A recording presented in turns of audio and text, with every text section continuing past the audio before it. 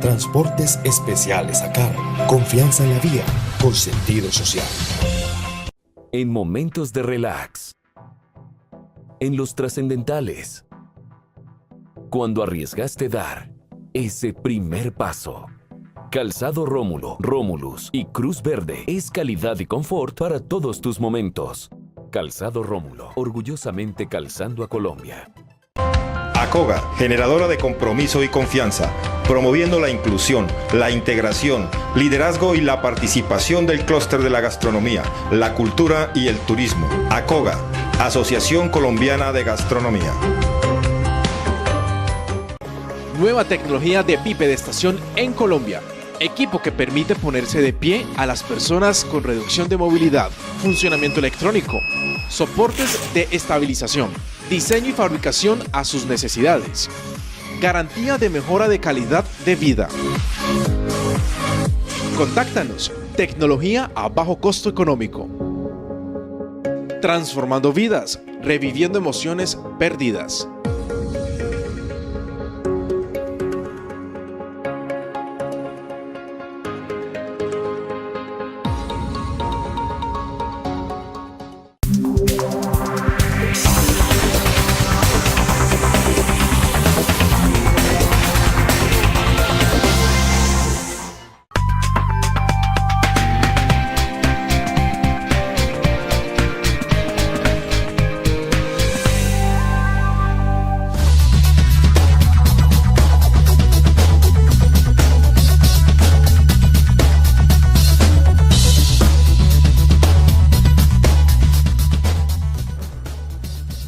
Amables televidentes, los saluda José Alberto Tejada Echeverry, presentándoles el programa institucional del Canal 2 informativo Nuestra Gente. Hoy vamos a conversar en esta hora con el médico psicoanalista argentino radicado en Colombia ya desde hace varios años, el médico Luis Znickman. Él me disculpará la pronunciación porque definitivamente es complejo su apellido. Lo hemos invitado porque, además de ser médico y psicoanalista, ha hecho estudios complejos y a lo largo del tiempo sistemáticos sobre el psicoanálisis en el posconflicto, entendido con un enfoque que nos ha llamado poderosamente la atención. No tanto el psicoanálisis al individuo como sí el psicoanálisis a la comunidad. El psicoanálisis grupal, una intervención psicosocial que tiene que ver con el territorio, la comunidad y su historia y su cultura. Y por eso le hemos pedido que acepte nuestra invitación. Y nos acompaña también Dieter Zúñiga, abogado, panelista frecuente en nuestro programa. A los dos los saludo y les agradezco haber aceptado la invitación. Buenos días. Buenos días, don Alberto. Qué gusto estar con ustedes. Muchas gracias. Buen día, Alberto. Un gusto compartir mesa con el maestro Luis y un feliz día para todos los que nos ven en este momento. Muy bien. Bueno, decía yo que el doctor Znickman es pionero, precursor de un enfoque psicoanalítico, pues obviamente yo hablo desde mi ignorancia del psicoanálisis, de un enfoque psicoanalítico donde deja el diván individual. Quienes alguna vez he hecho psicoanálisis, he sido paciente, deja el diván para volver el diván una especie de salón comunitario, de kiosco comunitario, de escuela comunitaria. Y allí entiendo yo que usted ha acuñado un enfoque que lo llama Colombia Taller de Arte. Yo quisiera pedirle que comencemos por allí y nos explique para irlo comprendiendo mejor. Bueno, querido Alberto, a ver, ¿por dónde empiezo? Bueno, empezaría porque el ser humano a nivel inconsciente es un poeta. Los buenos, los malos y los regulares, todos somos humanos. Que sea un poeta se puede usar para bien o para mal. Pero lo que pensamos nosotros, desde nuestra Escuela de Psicoanálisis Grupo Cero, es que a nivel inconsciente hay un poeta que vive en la cabeza humana. ¿Qué queremos decir con eso? Que el inconsciente tiene un mecanismo de cambio permanente de símbolos que tiene como efecto el cambio de sentido que le damos a la realidad. Y eso es permanente. Esa es la condena del ser humano, no nos podemos escapar. Habría que usarlo para bien. ¿Por qué Colombia Taller de Arte? Bueno, porque si aprovechamos para ese pensamiento creativo inevitable que tenemos los humanos, en una línea de producir en este momento que puede ser histórico, o sea, hay muchos que lo dudan, si va a seguir para adelante, pero que puede ser histórico, que puede seguir para adelante, de un posconflicto, del desmontaje de una guerra centenaria, por decir así, en un sentido que no sea el de la violencia. Con eso tiene que ver la propuesta de la idea, es como una idea que nosotros queremos lanzar para que se vaya rodando, ¿no? De hacer de Colombia, del posconflicto, un taller de arte, es decir, hay mucha construcción artística en Colombia, hay tanta construcción artística como violencia, esa es una hipótesis.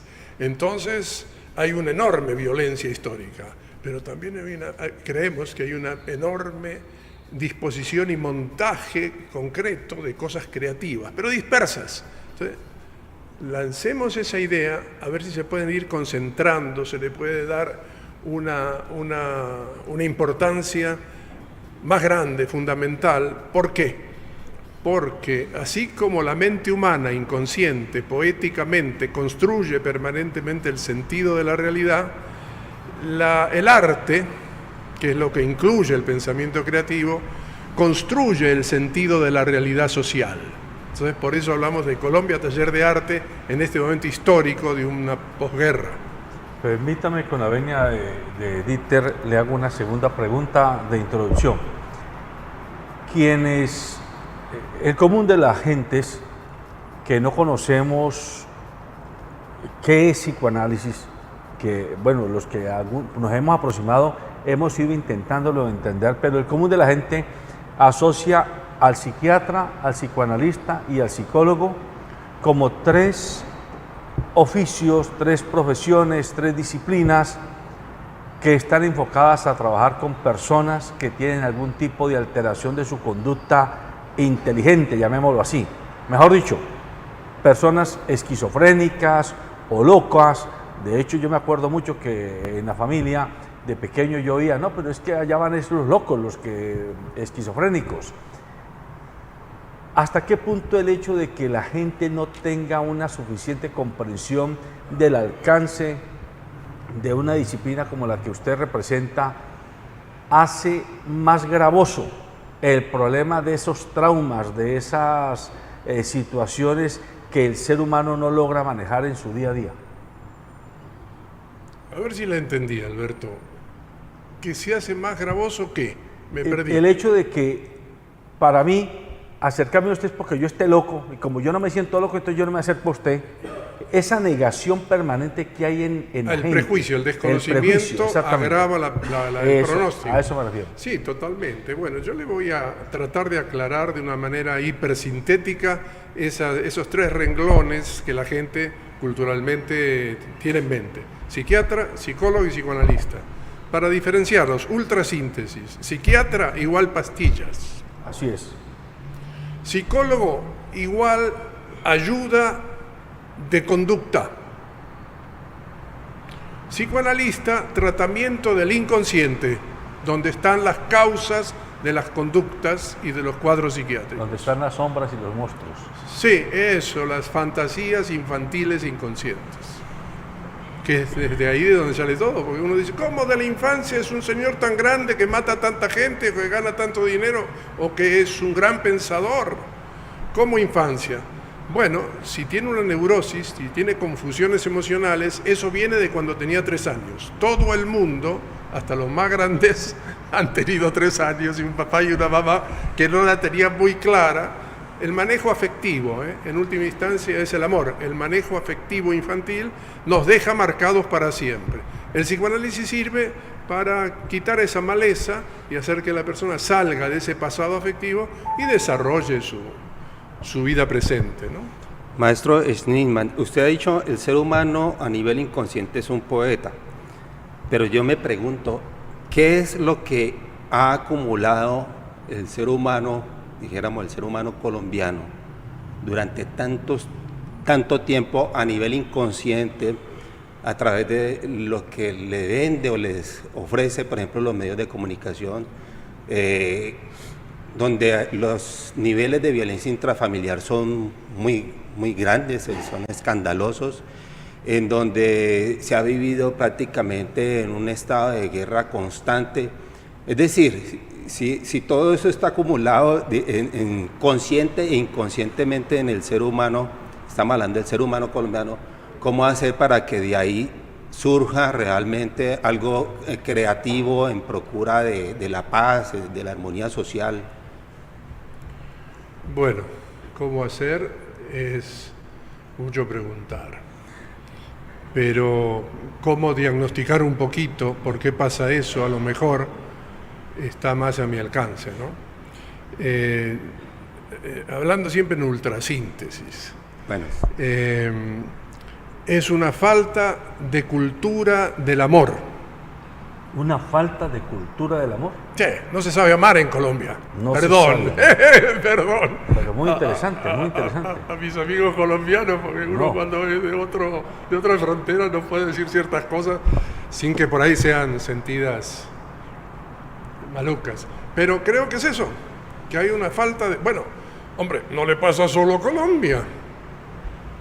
Podemos abrir hoy en día que todos los monstruos están en el aire, que están viendo si nos acaban a todos, porque es tan goloso apretar un botoncito y que se acabe todo, ¿sabes? Eres Dios.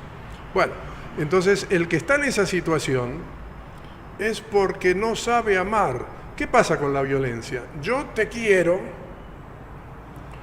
y si no te puedo querer, te agredo, porque tengo que tener con el otro alguna relación, porque el inconsciente y el otro se funden en una misma cosa, por eso es amor. Nosotros pensamos que hay una cuestión de ideología del amor y de cultura del amor, y pensamos que es necesaria, porque pensamos que el amor es un fenómeno de reconocimiento del otro.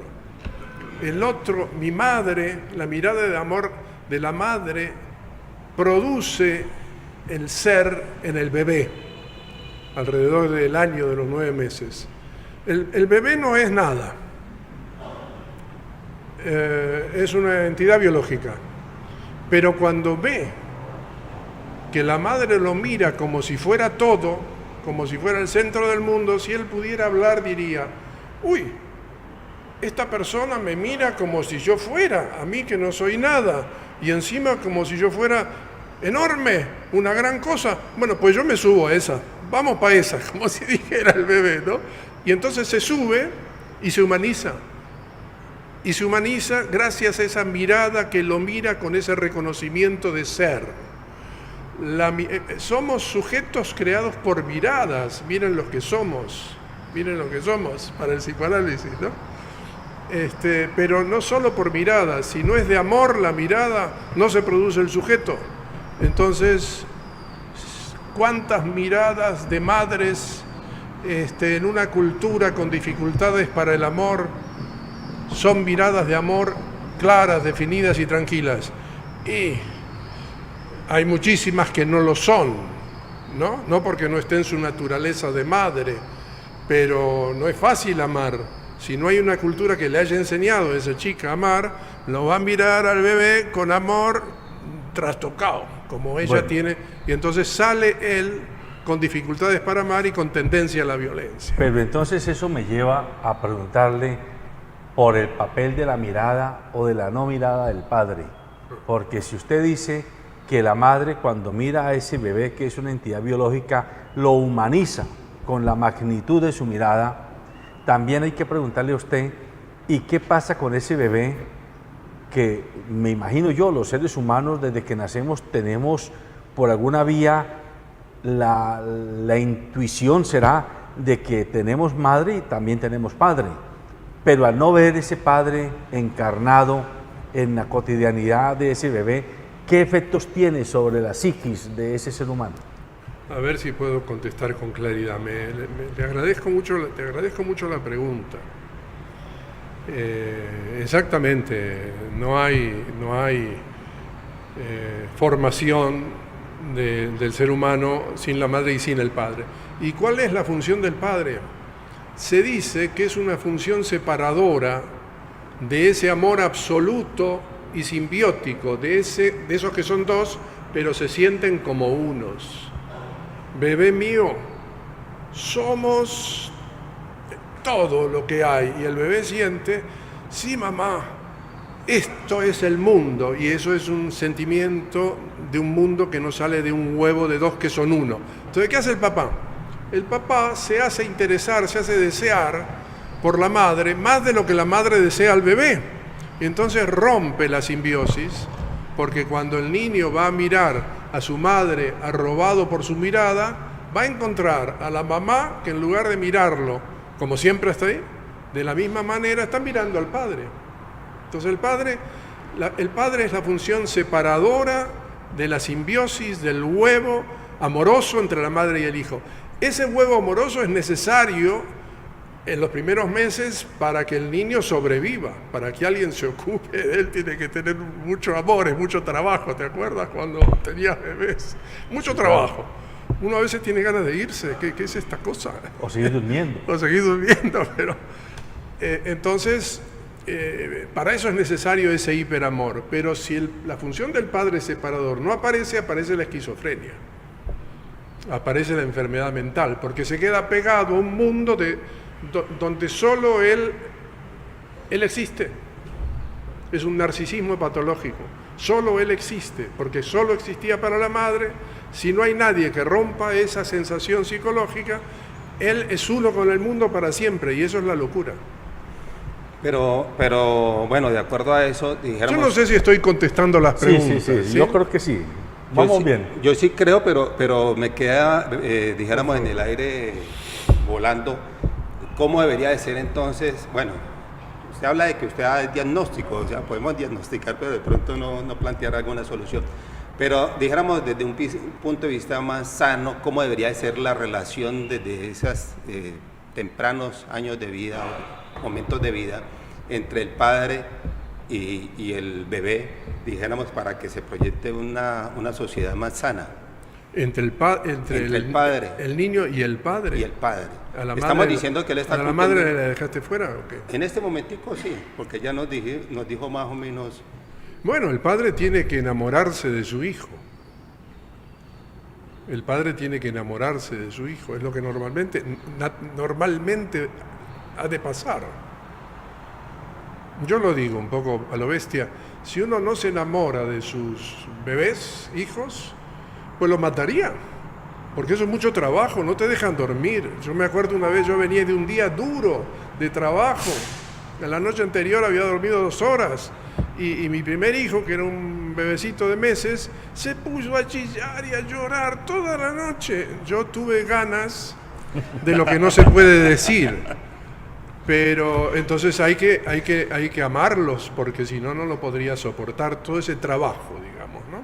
Entonces la relación del padre con el niño es de puro amor, como el de la madre. Lo que pasa es que ya es un ser individual, ya tiene un amor con la madre, un amor con el padre, y ya empezará a tener otros objetos de amor. Permíteme, Alberto, pero ¿hasta qué punto, dijéramos, esa sociedad o ese sistema, dijéramos, está configurado de tal forma de que no permite que esas relaciones de amor se den como debieran? Es lo que yo creo. ¿En qué sentido el Estado puede intervenir precisamente para que esas relaciones sean amorosas? Y bueno, yo ofrezco una idea, a ver si prende como una pequeña plantita, de lo que a mí me parece interesante para ir resolviendo esa cultura del desconocimiento del amor, no es ni siquiera del desamor, que es la cuestión del fomentar el pensamiento creativo, y en ese sentido digo Colombia Taller de Arte, Colombia Arts, como diría un gringo, ¿no? Haciendo de todo negocio, marketing, pero como sentido, ¿no? El sentido es que aprovechemos todo este pensamiento amoroso muy intenso, porque la creación es amor, siento como el Papa cuando digo esto, pero yo en eso estoy muy de acuerdo. Y entonces la gente va a aprender. El que es tocado por el arte genera el pensamiento creativo automáticamente, inconscientemente, y el pensamiento creativo es cambiar un amor por otro amor, es la transformación de amar a una sola cosa, al huevo materno, por otras cosas. Entonces tendré amigos, amaré a mis amigos, tendré amores, amaré a mis amores, tendré familia, amaré a mi familia. Eso es el mecanismo como normal inconsciente. Entonces, lo que yo pienso, lo que he llegado a pensar hasta aquí, es eso. Fomentemos el pensamiento creativo, ayudemos a todos estos artistas un poco sueltos y desprotegidos, y ahí el Estado puede hacer mucho. Maestro, algunos escritores, sociólogos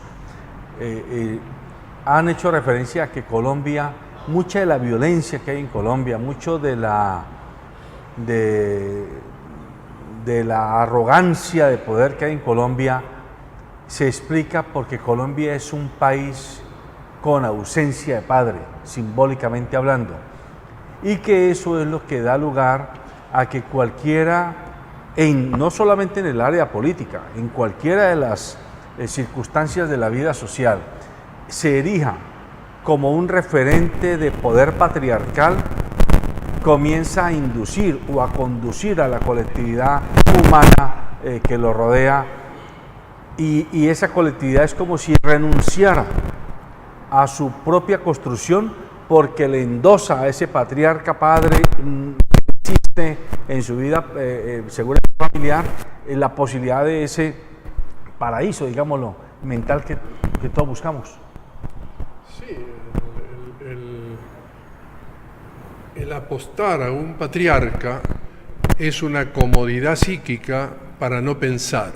Eso. Apostar por un patriarca es una comodidad psíquica para no pensar. Claro, el otro piensa por mí. Correcto. Y claro, cuando alguien piensa por los demás, piensa estupideces, es decir, piensa cosas grandilocuentes. Yo lo sé todo, voy a arreglar todo. Cuando todo no existe, pero un patriarca es una deformación intelectual primaria, es una bestialización intelectual, pero que muestra al otro que él lo va a arreglar, que le va a arreglar su vida, de un plumazo. Sí, a mí me parece que la filosofía feminista o la filosofía de género, como se la llama, que personalmente opino que realmente es una buena denominación, es una filosofía de género, es muy importante a nivel de una crítica cultural en ese orden de lo patriarcal, ¿no? de las ideas absolutas. Lo que plantea la filosofía de género es que no hay ideas absolutas. Lo plantea desde el campo del género, de la sexualidad, ¿no? Su lugar de ejercicio tiene que ver con los ejercicios de las tendencias sexuales que están tan de moda. Pero lo básico, la idea de fondo en eso, es que no hay ideas absolutas. Ellas dicen, puedo ser de esta tendencia. Eso no quiere decir que sea mejor que la otra, no quiere decir que la otra sea mala. Puedo ser de la otra, puedo ser de la otra. El pensamiento queer, por ejemplo, que es el más avanzado y quizás el más loco de esta filosofía de género, plantea que ninguna posición sexual es buena, que lo que hay que darse cuenta a través de la sexualidad es que todo es simbólico en la mente humana, que todo es una cuestión de pensamiento. Se despegan de la cuestión de la sexualidad. Entonces lleva a ese lugar crítico de darnos cuenta de que tenemos una cabeza para pensar. Ya la sexualidad fue un camino, creo que en eso está, pero lo importante es que plantea que el ser humano es un ser de pensamiento, cosa que se nos ha olvidado culturalmente. Por eso no hay padre, tú empezaste por ahí. No hay padre en el sentido de que se acabó el pensamiento, el prestigio del pensar no existe. Por eso de los colegios sacan filosofía y sociología y toda esa basura, que así se la ve, porque eso, el pensamiento, ¿para qué? Entonces hay una cultura donde no hay amor, no hay creatividad y no hay pensamiento, que eso es la función del padre. Y el feminismo ahí plantea algo muy interesante. Retomemos al padre, no al padre patriarcal, sino al padre simbólico. Volvamos a pensar, es lo que dicen las feministas. Correcto. Bueno, yo quiero pedirle que demos una vuelta de página y entremos a otro aspecto de la realidad, especialmente colombiana. Nosotros estamos viviendo lo que se llama el posconflicto, por lo menos con una de las fuerzas guerrilleras, la más numerosa, las FARC. Y el país está intentando, desde todos los ángulos, desde todos los sectores, aclimatar ese nuevo ambiente de cesación de guerra. Y allí surge o se visibiliza el dolor humano de quienes han sido víctimas vía despojo de sus tierras, vía asesinato de sus familias, vía agresión a su persona por vía de la violación, por ejemplo, o de, ¿cómo se llama? Cuando los llevan forzados al reclutamiento forzado, etc. Entonces, comenzamos a pensar en esos seres humanos, en esas familias, en esos 6 o 7 millones de colombianos y colombianas que han sufrido, de ellos han sufrido los estragos de esta violencia. Y también están allí las familias de los policías y de los militares, que igual son pueblo como las otras víctimas, solo que han tenido un uniforme de, digámoslo, de la legalidad, pero que allí han habido muchachos y muchachas muy jóvenes mutilados o asesinados, o familias que también han sido agredidas por tener entre sus miembros a un miembro de las fuerzas militares. Y ese dolor nosotros lo vemos como espectadores, digo los citadinos, los que no hemos vivido los estragos de la guerra. Allí, ahí entra lo que usted llama el psicoanálisis comunitario, la terapia comunitaria. Ayúdenos a entender ese enfoque, yo diría pedagógico, no solo psicoanalítico, sino pedagógico. Sí, yo diría, tomando su última palabra, Alberto, no es pedagógico, sino psicoanalítico. Psicoanalítico. Esa es la novedad. Estamos acostumbrados al concepto del trabajo psicosocial. Entonces, el psicoanálisis comunitario agrega un renglón más al trabajo psicosocial. El trabajo psicosocial es psicosocial, trabaja las conductas, en fin, hay una persona que viene de situaciones terribles y de desplazamientos sin nombre y llega a cualquier lugar que no conoce, entonces el Estado con los trabajadores psicosociales lo acoge y le dice, mira, se cruza la calle en la esquina con el semáforo. Bueno, mal ejemplo porque nadie hace caso de eso. Estamos tratando de aprender. Pero bueno, creo que se entiende la metáfora. Eso es un banco. Esto es una tarjetita de débito que la plata que tengas ahí la puedes sacar sin llevarla encima para que te roben. Esto es la droguería. Estas son las oficinas públicas, te acompañamos. Bueno, te ayuda lo psicosocial a sobrevivir en la sociedad del nuevo lugar en que has caído, en la que eres un analfabeto, estás perdido.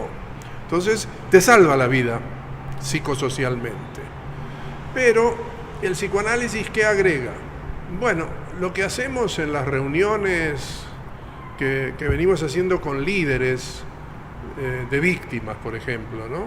Que son víctimas, se hace el trabajo, los psicólogos hacen el trabajo psicosocial de orientación y en el área de nuestro equipo de psicoanálisis comunitario tratamos de escuchar al ser humano.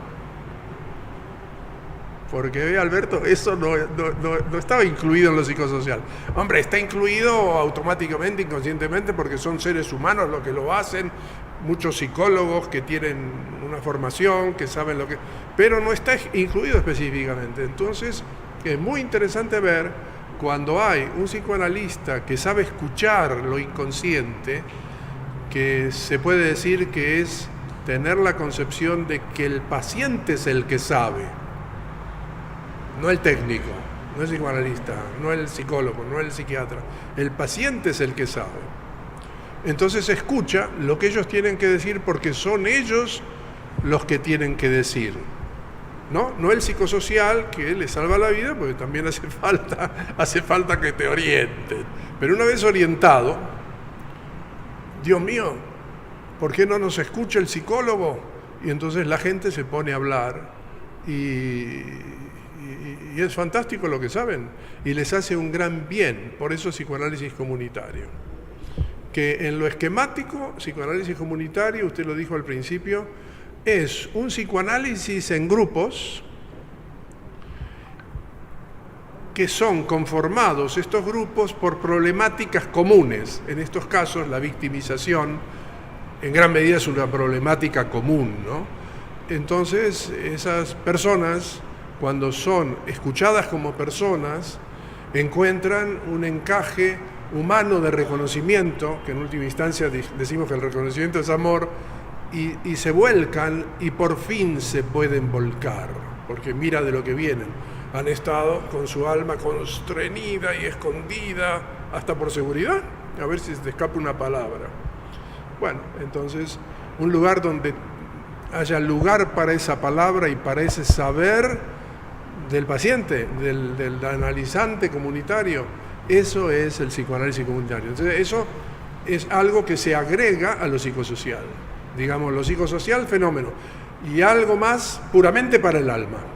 O sea, lograr un reconocimiento o que él mismo se reconozca como ser humano. Tú te reconoces cuando el otro te reconoce. ¿Hasta qué punto ustedes intervienen después de, dijéramos, avanzado el proceso en la formulación o en la elaboración de propuestas? Es decir, para mí es fundamental la comunicación, ¿no? O sea, entendida como un ir y venir entre un emisor y un receptor. Entonces uno, cuando se lo plantea así, está en el papel de oír al otro, que él revele todo eso que lleva adentro de manera inconsciente y que no se da cuenta y que se reconozca allí. Pero viene lo otro, ¿hay algún tipo de propuesta por parte de aquel que psicoanaliza a esa persona o a esa comunidad o a esa sociedad? Hombre, como le dije respecto a lo del pensamiento creativo, yo creo que es una condición necesaria para que surjan propuestas. El psicoanalista comunitario no es un formulador de propuestas, eso lo hace el psicólogo social y el Estado y el pensamiento intelectual y la academia y los docentes, digamos, ¿no? Lo que hace el psicoanálisis comunitario es que te abre el alma, te abre la capacidad de pensar. Entonces de allí saldrán indudablemente mejores expectativas de vida y propuestas de desarrollo, ¿no? ¿Qué tal estos señores o esos guerrilleros que están ¿cómo se llaman? Esos lugares de concentración a la espera de que el Estado organice proyectos para ellos?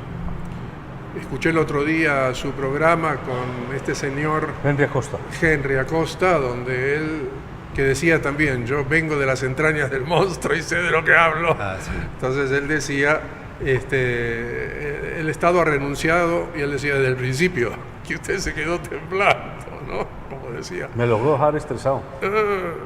De que no iba a organizar lo dicho en los acuerdos, que lo quería que bajaran las armas. Y como que después no hubo ninguna voluntad de organización de proyectos, él decía, ¿no? Yo no sé, pero por lo que suena parece mucho de verdad. Entonces, ¿qué tal que esta gente tuviera un psicoanálisis comunitario para ayudarles a pensar lo que ya están ellos rompiéndose la cabeza, cómo hacen para seguir adelante? Nos vamos todos a las nuevas guerrillas o grupos violentos, o nos vamos a la casa de nuestras familias y plantamos yuca, o qué hacer, ¿no? Bueno, el psicoanálisis comunitario en ese ámbito simplemente les ayudaría a pensar, porque están solos para pensar, pareciera, o muchos. Y bueno, y allí con la psicología social se podría dar vías de desarrollo de proyectos. ¿Qué podemos hacer si el Estado no nos da? ¿Qué hacemos? ¿Solo nos vamos a la violencia otra vez, que es lo único que sabemos hacer?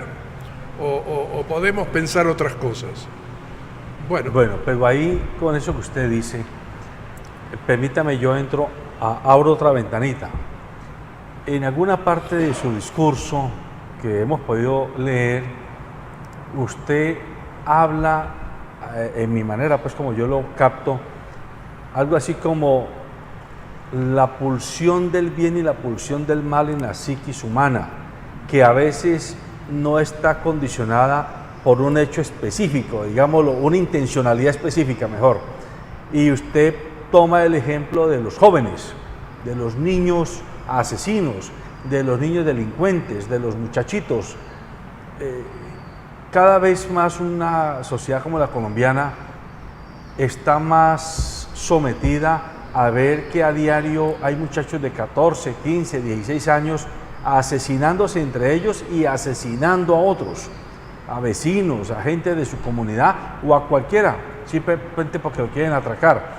Pero muchas veces lo hacen no porque tengan un discurso detrás o una intencionalidad detrás, voy a calmar el hambre, voy a llevarle comida a mi familia, sino por el hecho de hacerlo.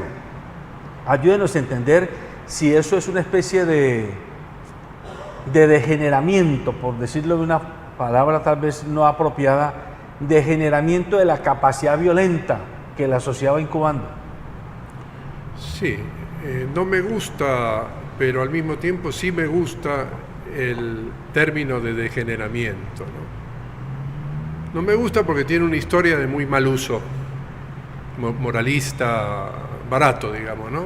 Ese es un degenerado, y no hablamos solo de alguien que agrede, de las conductas. Pero por otro lado es ciertamente un degeneramiento, un deterioro extremo. Un deterioro extremo o un degeneramiento. Aclarado eso, yo pienso que no hay que rechazar las palabras del lenguaje, ¿no? Esa es una palabra. Es cierto, hay un degeneramiento. Yo creo que en esos grupos sociales condenados a la violencia, condenados estructuralmente por la organización social, lo que hay es un escasísimo desarrollo del pensamiento. Yo hablando de esto con algún colega psicólogo social de la Secretaría de Salud del Valle, él me decía, sí, no, pero eso que tú dices no es verdad. No es que no tengan pensamiento, tienen un gran desarrollo del pensamiento. Yo he estado en los barrios, he hablado con ellos, son muy rápidos. Sí, son muy rápidos en un agujerito así chiquitito que es ver cómo te matan. Ahí son muy rápidos. Pero, digamos, es en el símbolo de la violencia, que es uno de los que está en el alma humana, a lo que usted se refería, ellos tienen todo cargado. Bueno, pero es un pensamiento muy pobre, porque hay muchos símbolos en el alma, en el psiquismo humano, en el pensamiento. Está el de la violencia, está el del amor, está el del miedo, etcétera, etcétera. Y de los otros no tienen registro, es un lugar donde solo hay un registro. Entonces, por eso digo que hay un déficit del pensamiento y hay un deterioro, una degeneración del pensamiento, porque de los 40 símbolos mínimos que funcionan, que pueden funcionar en la cabeza y en una cultura, ahí hay solo uno. Te mato porque soy macho, todas estas cosas de los boleros a la mexicana, de los boleros malos, ¿no? de los barrios bajos terribles, o de los tangos bravos, ¿no? De los guapos del sur de Buenos Aires, de mi ciudad de Buenos Aires, ¿no? Entonces esos son, a ver, ¿quién es el mejor puñalero? ¿Quién es el mejor cuchillero? Lo vamos a probar y nos matamos. Bueno, eso pasa aquí todos los días y eso es lo único que hay, el único registro simbólico, que es decir que es un pensamiento muy poco desarrollado. Es decir, que de nuevo, allí lo que hay que pensar es proyectos que faciliten el desarrollo del pensamiento, porque si no es un personal que va a donde está, que es a la violencia hacia el otro y que la va a recibir contra sí. No llegan a los 18, dicen, ¿no? Interesante, o sea, pero viene lo otro que uno se pregunta, ¿no? ¿Hasta qué punto esos casos de degeneramiento son mínimos? Y lo que se da es de pronto más bien ser víctima de un efecto Pigmalión o lo que hablan de un teorema de Thomas, en donde hay toda una sociedad que lo que hace es estigmatizar a ciertos sectores de la sociedad y terminan ellos asumiendo el rol que la sociedad quiere que ellos, o sea, dicen que ellos están cumpliendo. Y las dos cosas, ¿no? Es de va y viene eso. Las dos cosas, ellos están recluidos en ese lugar mortal y al ser mirados como perdidos para salir de ese lugar mortal, no se les ayuda a salir, al contrario, se los ayuda es una presión para que sigan más fuertemente vinculados a la muerte. Es el fenómeno de las guerras. Dicen que las guerras son fáciles de empezar, pero difíciles de terminar. Al fin y al cabo son muertos que al poder no les interesa en último. Sí, o hasta a lo mejor hasta les interesa que existan en ese renglón social. ¿Por qué? No sé, sería cuestión de pensarlo. Pero yo pienso desde el psicoanálisis que el mundo que hemos construido es porque hemos querido construirlo. ¿Cómo? ¿Quién va a querer que uno construya un mundo con niños que se matan, que nos matan por las calles, que nos roban? ¿Quién va a querer eso? No, desde el punto de vista de la conciencia moral, de la conciencia, de los valores sanos de una sociedad, de una cultura consciente, nadie quiere eso. Pero ¿por qué lo hemos hecho? Entonces yo pienso, como creo en el inconsciente, que lo hemos hecho porque tenemos un deseo de tener esa sociedad, con la exclusión social más estructural, ¿no? Que no matan a nadie, solo se suicidan socialmente, se mueren, son asesinados por la estructura social, no sé cómo se llama. Bueno, es porque la sociedad desea tener exclusión social. ¿Cómo? ¿Quién va a querer tener exclusión social?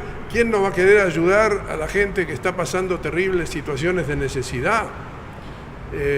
Bueno, pero sí, conscientemente nadie honesto lo quiere. Nadie quiere que haya gente excluida, pobres, tirados en las calles. ¿Quién va a querer eso? Bueno, pero sin embargo es lo que hemos construido. Entonces lo hemos construido porque queremos, inconscientemente. A ver, maestro, yo quiero abrir otra ventana en esa línea analítica que usted nos está explicando. Colombia, en general la humanidad, pero hablemos de Colombia, que es donde estamos. En Colombia todos los días hay escándalos tras escándalos. Todos los días hay noticias que muestran la iniquidad, la inequidad, la discriminación, el maltrato, la podredumbre, el robo, es decir, todas esas facetas de lo peor de la condición humana. Y entonces nos encontramos que por allá en La Guajira hay una cantidad de niños que mueren porque simplemente no les llegó la comida que se robaron unas personas, que en otra parte los enfermos de SIDA o de hemofilia también se murieron porque no se les dio la medicina y la plata se la llevaron otros ladrones, todos de cuello blanco, que en los colegios y escuelas de muchas partes del país se han robado la plata y siempre son gentes poderosas, que las carreteras del país se las han robado 100 veces y por eso no termina Buenaventura, no termina la línea, no termina la Ruta del Sol, se las han robado y es como si pasaran y pasaran tractomulas sobre la conciencia colectiva y no pasara nada. Pero ocurre un hecho de sangre e inmediatamente la sociedad reacciona. Yo quiero pedirle a usted que nos explique eso. El caso que nos ocupa hoy con Odebrecht. En América Latina Odebrecht ha sido un escándalo hace 3 o 4 años y hay expresidentes condenados. Hay uno pidiendo asilo en este momento, un peruano, Alan García, porque la fiscalía lo está buscando, lo está persiguiendo. Y muchos gentes con mucho poder, pero en Colombia no ha pasado. Tuvo que suceder un hecho de sangre, un hecho de un posible asesinato o un posible suicidio, que inmediatamente pareciera que el morbo, estas son palabras mías, sin ningún tipo de autoridad psicoanalítica, el morbo colectivo como que hace que despertemos y digamos, hola, ya hubo muertos, ¿qué será lo que pasa? Si no hubiera habido muertos, y yo me estoy pegando de unas palabras de María Jimena Duzán ayer, que dijo, el martirio del señor Pisano tal vez era necesario para que Colombia abriera los ojos. Es como si tuviéramos que llegar a situaciones límite, donde ya llegamos allá, vimos el muerto y vimos la sangre y lo vimos degollado para poder como apersonarnos de la situación. Ayúdenos a entender eso. Yo creo que eso tira para varios lados, ¿no? Por un lado, que los hechos de sangre sean lo que despiertan las conciencias adormecidas de mucha sangre ritualizada, las carreteras nunca hechas, el robo general del sistema. Es una mera excusa para tapar lo que ocurre, porque entonces miramos todo en el horror de eso y nos olvidamos del horror que ya no sentimos porque ya no soportamos sentirlo. No voy a ser yo quien juzgue. Yo tampoco estoy pensando todo el día en por qué no puedo viajar a Buenaventura. Me llaman a veces a hacer tareas a Buenaventura. Y yo he ido varias veces. La carretera está medio hecha respecto a 20 años atrás o 30 años, 40 años atrás cuando yo llegué a Colombia. Está hecha una maravilla, sí. Pero no está terminada. A uno le da cosa. Entonces, ir a Buenaventura con esa carretera, que por ahí se bloquea, que por ahí los camiones, que por ahí te paran. En general no pasa nada, uno va bien. Pero como está ese manejo socioeconómico de esas cosas, uno tiene ya un frenazo. Entonces miro para otro lado, me quedo en Cali, atiendo a mis pacientes, vengo a hablar con Alberto, voy a la universidad. Y no pienso en eso. Bueno, no es que no lo tenga en cuenta, pero no puedo estar pensando en eso todo el día. Entonces eso socialmente se vuelve una estructura de negación. Todo el mundo sabe que eso es una cosa tremenda que nos está aplastando el país y a nosotros mismos. Pero al final lo niegas por salud mental. Por salud mental. Pero entonces cuando hay un hecho espantoso de sangre que salta a los medios, en ese sentido, eso es una tapadera. Ahora, como decía María Jimena Duzán, a lo mejor eso terrible que ha pasado de la muerte de estas personas, y además es una muerte especialmente calificada por ese hijo que viene a ver al padre, bueno, es una muerte de Edgar Allan Poe, es una muerte que te entra en el cerebro, porque tampoco las muertes nos entran. En la esquina de mi casa hace un tiempo mataron a dos en un taxi, dos tipos en una moto. Yo andaba por ahí casualmente y cuando los tipos salieron corriendo, se cruzó mi mirada con la de uno de los jóvenes asesinos y yo sentí, qué mirada de malo, nunca había sentido yo eso. No soy de trabajo de seguridad, que ellos sí están en eso, ¿no? Pero bueno, entonces en principio es una tapadera, pero lo que dice María Jimena Duzán es como una esperanza de que esto no sea solo una tapadera. Personalmente me parece muy bien tener esperanza, pero hay que ser consciente de que la macroestructura usa esto como tapadera. Vamos a ver qué pasa. Vamos a ver qué pasa. A lo mejor se empieza a romper la estructura mafiosa del Estado y del país, a lo mejor. Maestro Schnittmann, usted empleó una expresión ahora que me dejó preocupado, me parece que es reveladora en el sentido de que dice que inconscientemente esta sociedad quiere lo que tiene, o sea, lo que estamos viviendo. ¿Hasta qué punto, dijéramos de manera inconsciente, el hedonismo y el narcisismo, o sea, nos disponen para eso que usted dice que queremos? Yo le agradezco mucho esa pregunta. Me viene muy en ayuda a cómo conceptualizar un poco, por ejemplo, la causa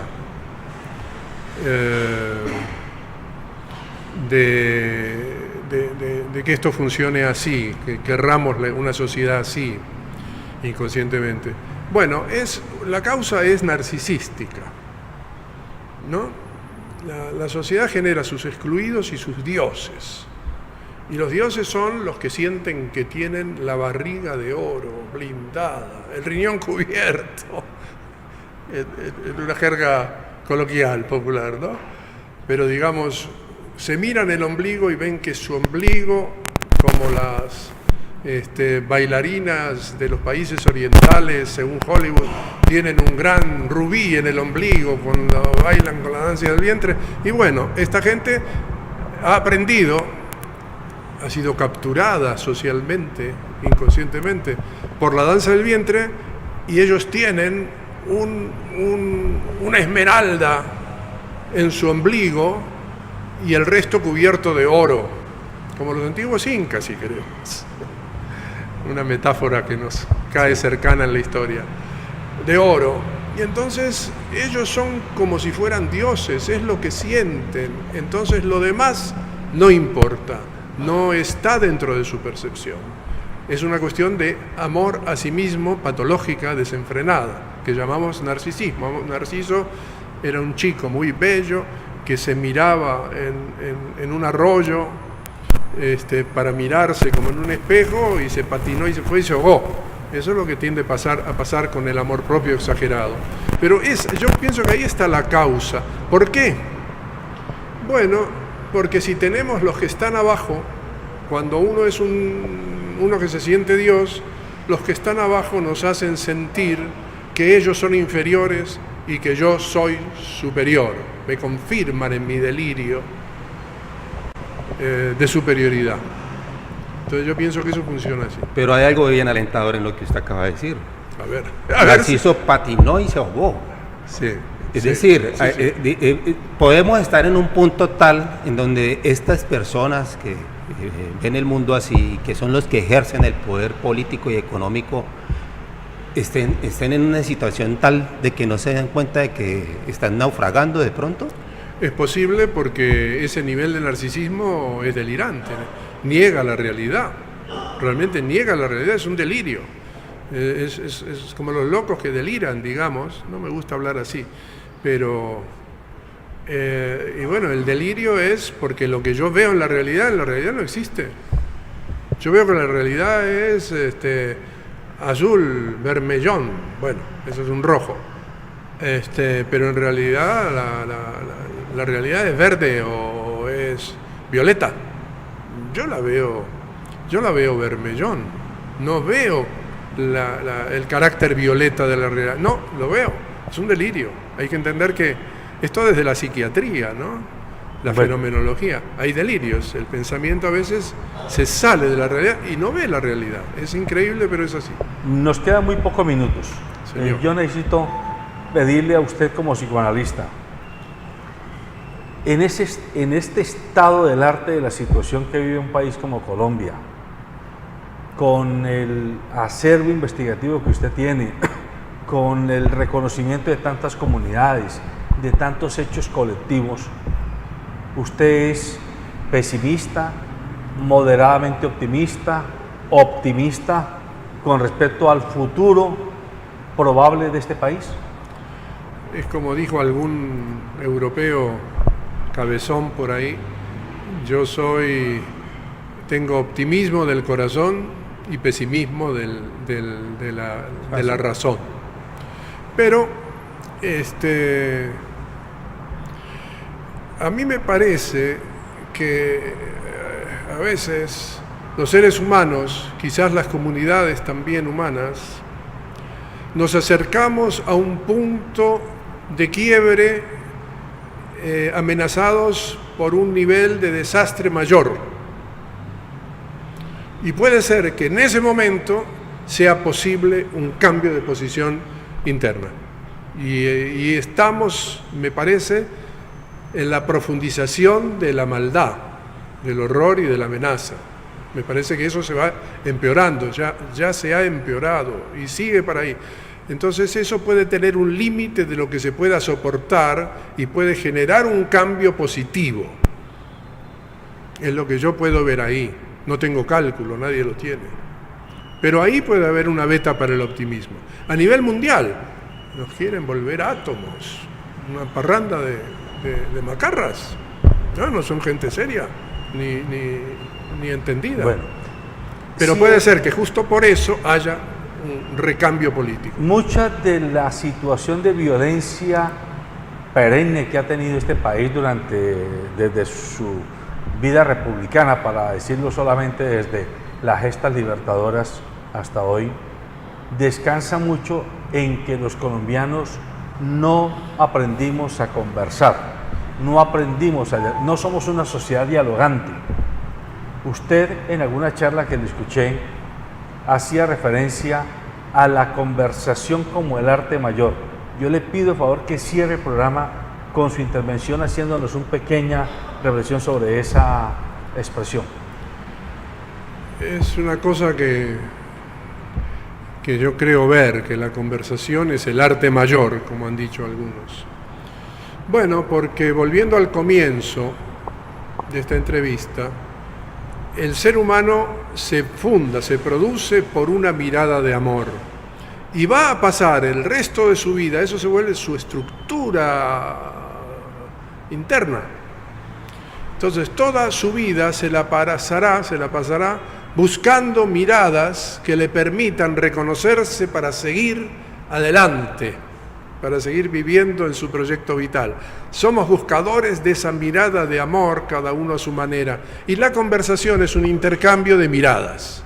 Entonces, te podés matar con el otro cuando empezás a hablar, o te podés querer, o podés hacer un proyecto común. Porque se juega esa esencia central de la mente humana en la búsqueda de la mirada del otro, y la conversación es un intercambio de miradas a través de ideas, de emociones. Entonces, por eso yo creo que es el arte mayor.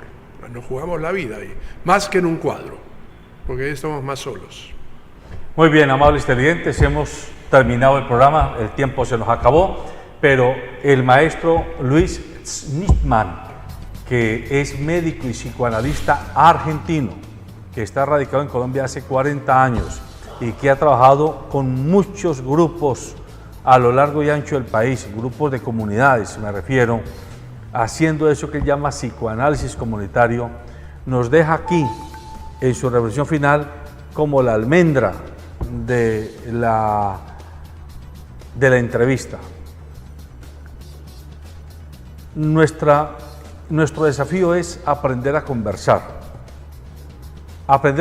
para recuperar el diálogo como espacio en el cual, sin necesidad de matarnos, sin necesidad de excluirnos, podamos comprender lo que nos hace diferentes, lo que nos pone en posiciones diferentes, pero no nos hace irreconciliables. Esto implica para usted y para mí que ejercitemos la capacidad de escuchar, la capacidad empática, es decir, de ponernos en los zapatos del otro, recuperar aquella metáfora de que nadie sabe la sed con el que el otro bebe, intentar imaginarnos la sed con el que el otro bebe es un poco trabajar no por ganarle al otro en la conversación, sino por comprender la esencia del tema que está en la conversación. Y el tema no es solamente un tema familiar, romántico, es un tema social, es un tema económico, es un tema cultural, es un tema histórico. Allí está el desafío de los colombianos y las colombianas. Nuestro destino común está asignado a que aprendamos a hacer de la conversación, del diálogo social, el arte mayor. Buenos días.